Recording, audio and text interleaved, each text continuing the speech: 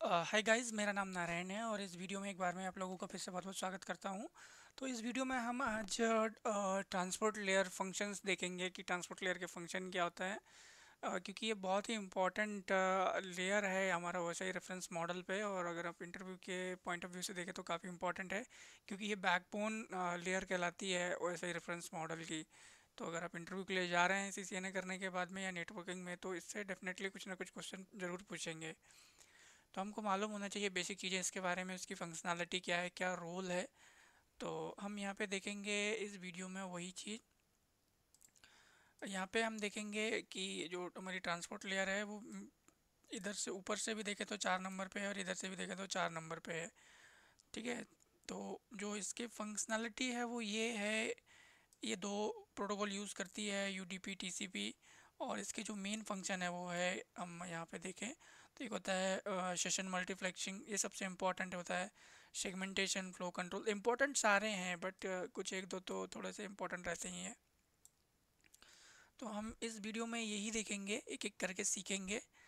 और मूव करते हैं आगे की स्लाइड में, हम उसमें देखते हैं थोड़ा सा डिटेल में। अब यहाँ पे क्या है, the network layer routes information to its destination but it can not guarantee that information arrives in correct order, free of error, और even that it will arrive at all. कहने का मतलब ये क्या है, यहाँ पे जो नेटवर्क लेयर है ये वाली, इसने इंफॉर्मेशन को रूट कर दिया है डेस्टिनेशन के लिए। सपोज यहाँ पे एक कंप्यूटर ये है, एक कंप्यूटर ये है, तो इसने अपना डेटा को, इंफॉर्मेशन को आगे बढ़ा दिया कि आपको इधर जाना है। बट ये कुछ गारंटी नहीं लेती है कि ये डेटा इधर जाएगा कि नहीं जाएगा।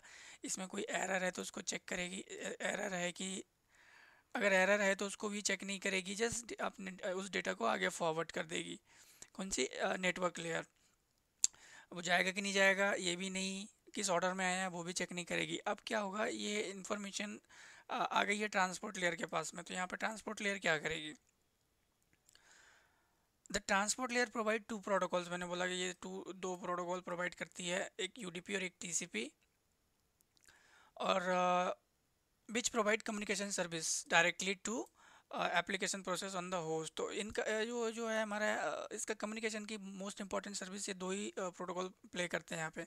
अगर हम देखें यहाँ पे, the basic service provided by the transport layer is session multiplexing. तो जो मेन क्या कहते हैं बेसिक सर्विस है वो सेशन मल्टीप्लेक्सिंग की है, which is perform by both UDP and TCP. तो यहाँ पे दोनों प्रोटोकॉल अपना रोल प्ले करते हैं। बट यहाँ पे एक और सर्विस है जिसे प्रीमियम सर्विस कहते हैं।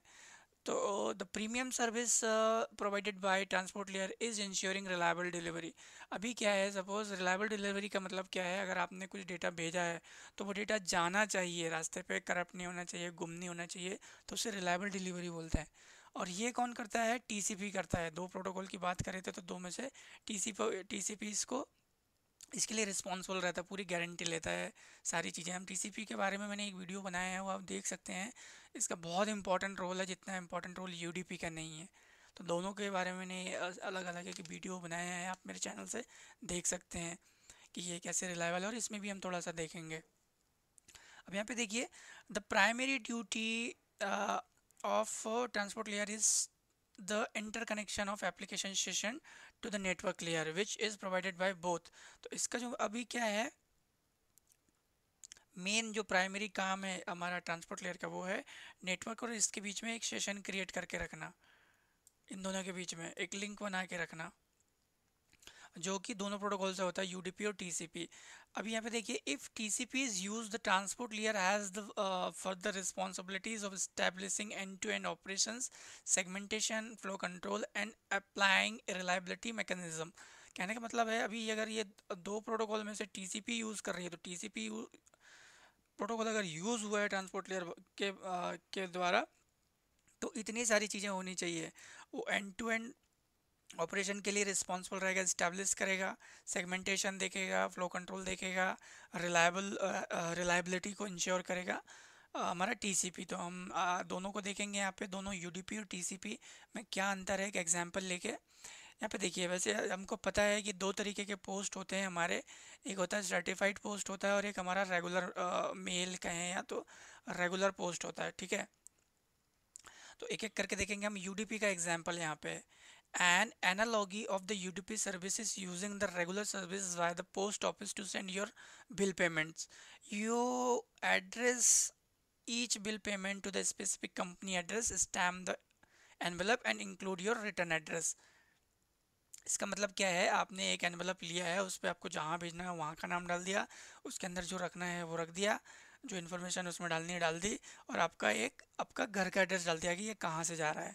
ठीक है, अब होगा क्या, the postal service guarantees its best effort to deliver each payment. तो अभी क्या है, जो हम जिसके थ्रू इसको भेज रहे हैं, जिस भी सर्विस के थ्रू, जिस भी पोस्ट के थ्रू, जिस भी डाक के थ्रू, वो इसकी बेस्ट अपना एफर्ट देने की कहेगा कि हाँ हम भेज देंगे, बट वो गारंटी नहीं लेंगे कि हम भेज ही देंगे। दोनों में अंतर है, भेज देंगे और भेज ही देंगे। भेज ही देंगे मतलब उनको भेजना ही पड़ेगा, बट भेज देंगे मतलब हम कोशिश करेंगे वाला कॉन्सेप्ट है। The postal service does not guarantee delivery, वो गारंटी नहीं लेते हैं, हम भेज देंगे, ठीक है हमारे एंड से हम कर देंगे, बट हम भेज ही देंगे या ये पहुंच ही जाएगा, वो गारंटी नहीं लेते। And it is not responsible for letting you know that delivery was successful और अनसक्सेसफुल। गारंटी नहीं लेती, कुछ पता ही नहीं चलता है कि वो आपका लेटर गया है या नहीं गया है करके। Like regular mail service, UDP is very simple protocol that provide only the most basic data transfer service. तो ये उतना रिस्पॉन्सिबल नहीं है, बेसिक काम करता है हमारा यूडीपी प्रोटोकॉल। और आप कहे तो यूडीपी प्रोटोकॉल वायरलेस पे यूज़ होता है, और हम अगर लैन की बात करें जो हमारा वायर्ड है तो उसमें टीसीपी यूज़ होता है। एक और ये डिफरेंस है दोनों के बीच में।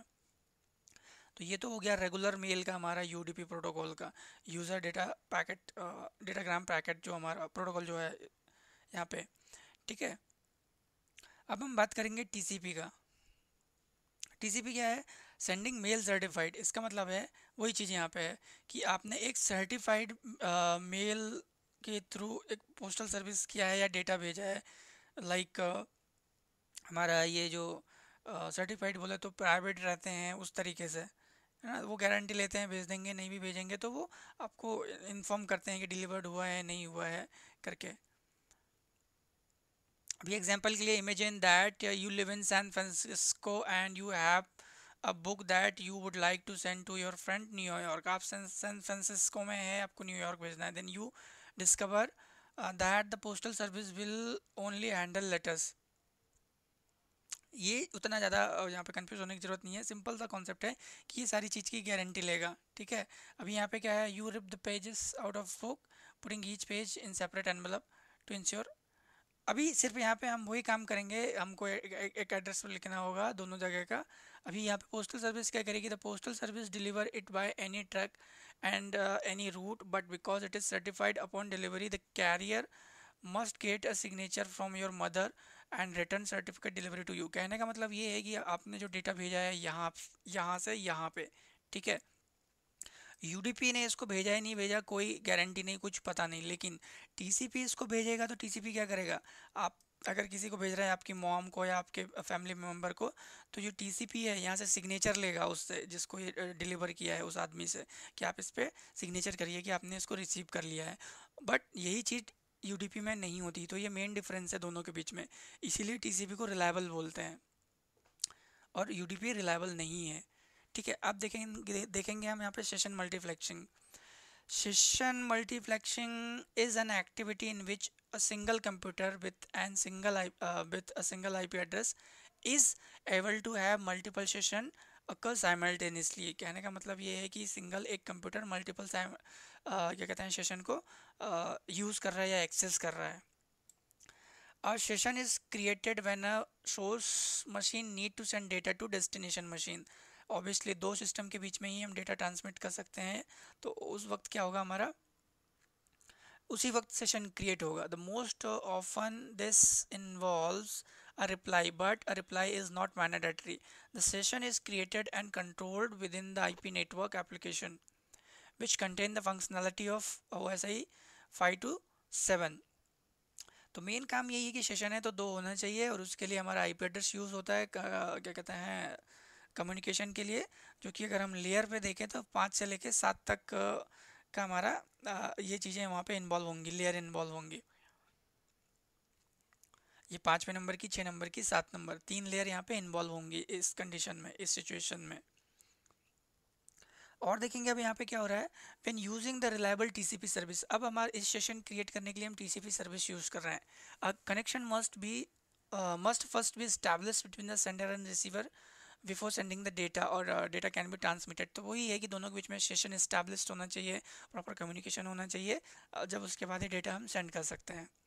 अभी TCP opens a connection and negotiate connection parameters with the destination। अभी ये क्या है, एक कनेक्शन ओपन करता है और उसको उस पर नेगोशिएट करता है डेस्टिनेशन के साथ में ड्यूरिंग डेटा फ्लो। अभी डेटा फ्लो के दौरान क्या करेगा, TCP maintain reliable delivery of data and when complete close the connection. अभी ये TCP का काम है कि इन दोनों के बीच में जब तक डेटा ट्रांसमिट नहीं हो जाता है, उस सेशन को मेंटेन करके रखना है, उस सेशन को बनाए रखना है, ताकि डेटा रिलायबली वहाँ पे प्रॉपर तरीके से डिलीवर हो सके। तो ये मेन काम है हमारा क्या कहते हैं TCP प्रोटोकॉल का, अगर हम बात करें ट्रांसपोर्ट लेयर में as compare to UDP protocol. अभी यहाँ पे एक एग्जांपल लेते हैं हम। For example, you enter a URL of Yahoo into address line in the Internet Explorer window and the Yahoo site corresponding to a URL appears। ठीक है, आपने जैसे एंटर किया, अभी वहाँ पे आपको एक नई साइट आ गई। With the Yahoo site open, you can open the browser again in another window and type in another URL, for example google.com। तो यहाँ पे क्या है, मल्टीपल सेशन की बात कर रहा है कि अगर आपने एक सिस्टम है, एक सिस्टम पे आप मल्टीपल साइट्स को ओपन कर सकते हैं, Facebook, Yahoo, Google, Gmail, Twitter, whatever you want you can access. तो that is the thing which is called as session multiplexing. आप एक कंप्यूटर पे, आपका एक कंप्यूटर है, एक कंप्यूटर पे एक IP एड्रेस है, बट एक आप उस एक IP एड्रेस से मल्टीपल साइट्स को एक्सेस कर रहे हैं, which is known as session multiplexing. तो ये पता होना चाहिए हमें, ठीक है। तो वही चीज़ यहाँ पे लिखी है। अब हम नेक्स्ट मूव करते हैं, देखेंगे क्या है सेगमेंटेशन।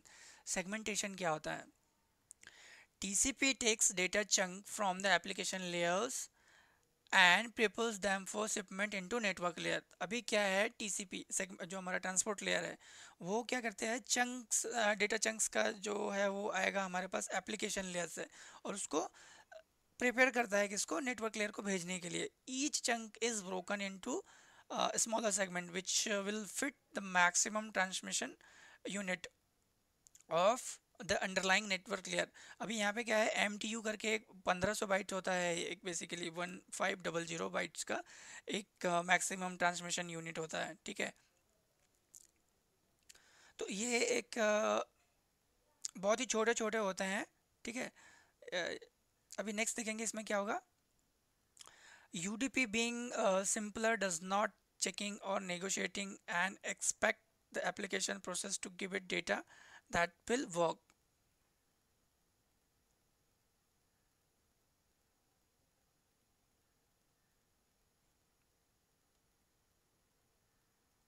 अभी सपोज हम यहाँ पे बात करें UDP TCP की, तो TCP क्या करेगा, उसको चेकिंग करेगा, बट UDP कुछ भी चेकिंग नहीं करेगा, सिंपली उसको प्रोसेस कर देगा। तो ये क्या है, ये सेगमेंटेशन होती है, ठीक है।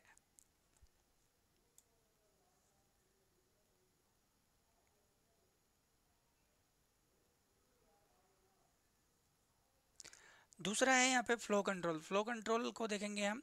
If a sender transmit data faster than the receiver can receive it। Simple सा कॉन्सेप्ट है, हमारे पास दो है यहाँ पे, एक ये बंदा है और एक ये बंदा है। यहाँ से हमने डेटा सेंड किया सेंडर से, ये रिसीवर है। अभी जो सेंडर है बहुत ज़्यादा स्पीड से या बैंडविड्थ से डेटा को ट्रांसमिट कर रहा है, इसको भेज रहा है, बट इसका कैपेसिटी नहीं है कि वो उतना डेटा को रिसीव कर सके उतना fast. The receiver will drop the data. उस कंडीशन में रिसीवर क्या है, डेटा को ड्रॉप करेगा, requiring it to be transmitted, retransmitted, और उसको फिर क्या रीट्रांसमिट करने की ज़रूरत पड़ेगी। Retransmission can waste time and network resources. तो इससे क्या है, फिर से इस सेंडर को फिर से भेजना पड़ेगा।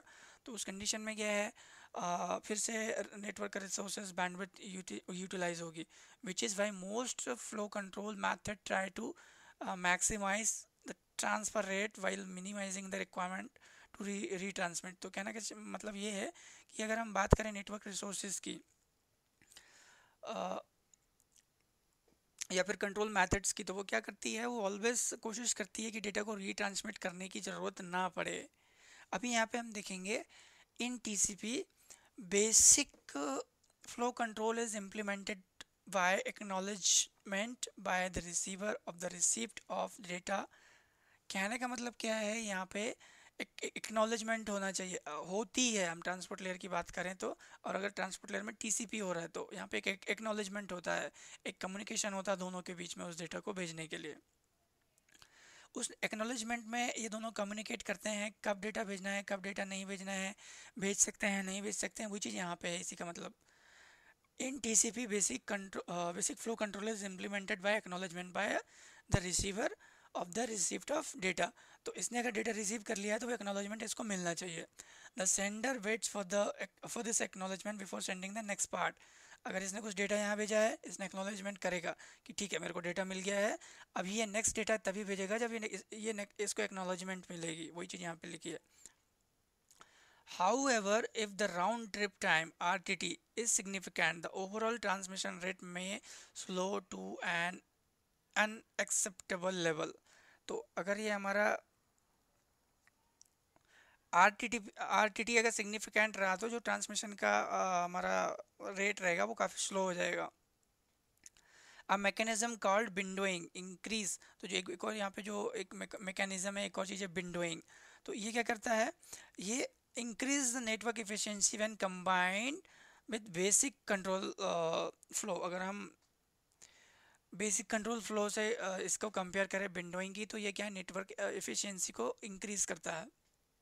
Windowing allows a receiver computer to advertise how much data it is able to receive before transmitting acknowledgement to the sending computer. तो यहाँ पे क्या, अगर हमने विंडोइंग कॉन्फ़िगर किया है या अलाउ किया है, तो ये क्या करता है, इस सिस्टम से इससे पूछेगा, विंडोइंग एक कम्युनिकेशन करवाएगा कि आप कितना डेटा एक्सेप्ट कर सकते हो।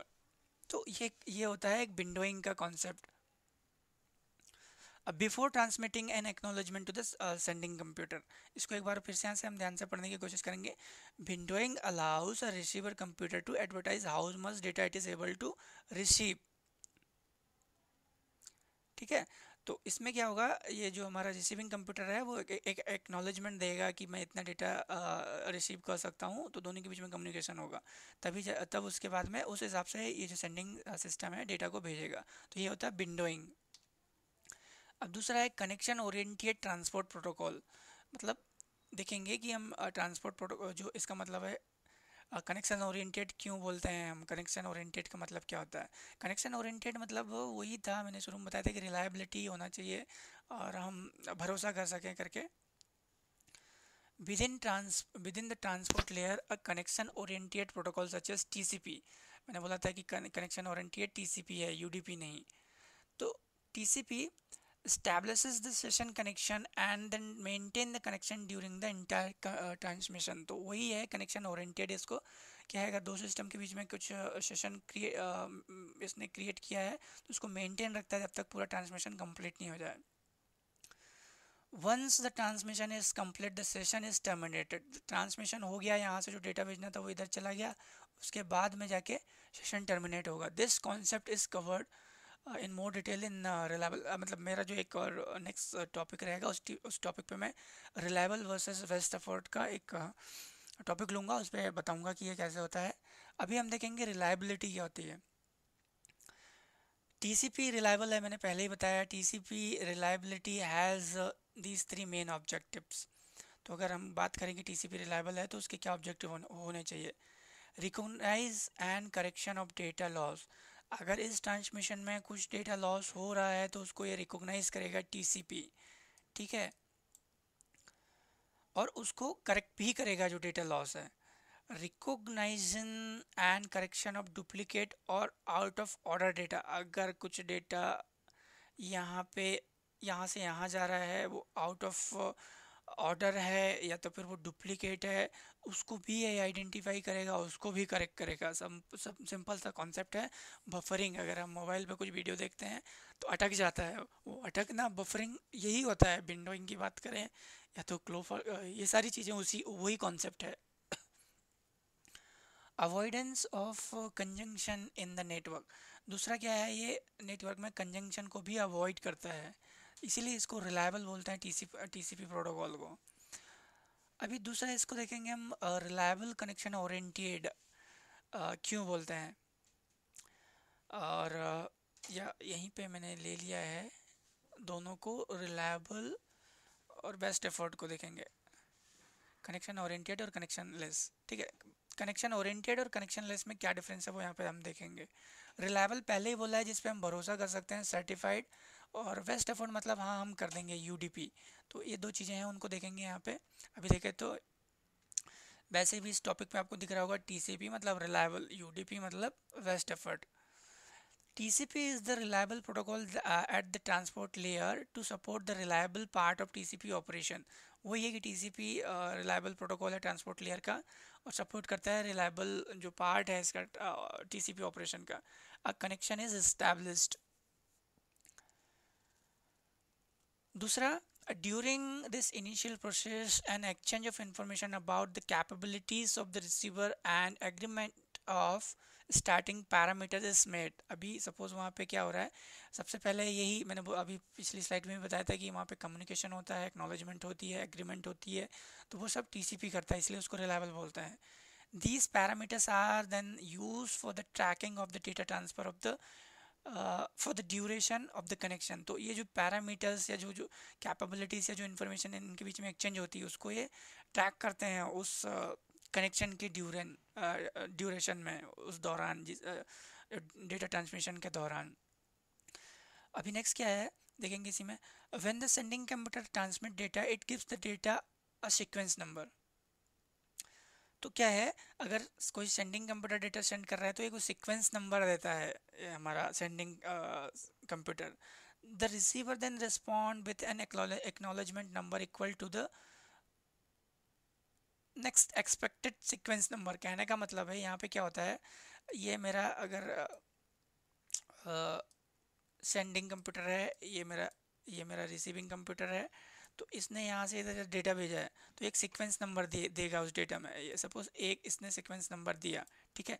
अभी ये जो मेरा बी है इसको क्या करेगा, एक्नॉलेजमेंट देगा कि एक मुझे मिल गया है, बट ये 1+2 कर देगा कि ये मेरा एक्नॉलेजमेंट नंबर इधर का है, मुझे एक मिल गया है, 2 मेरा एक्नॉलेजमेंट नंबर है, ऐसे ऐड कर देता है। तो जब जो फिर से जब जो ये सेंडिंग डिवाइस इधर भेजेगी तो ये 3 भेजेगी, 2 की जगह 3।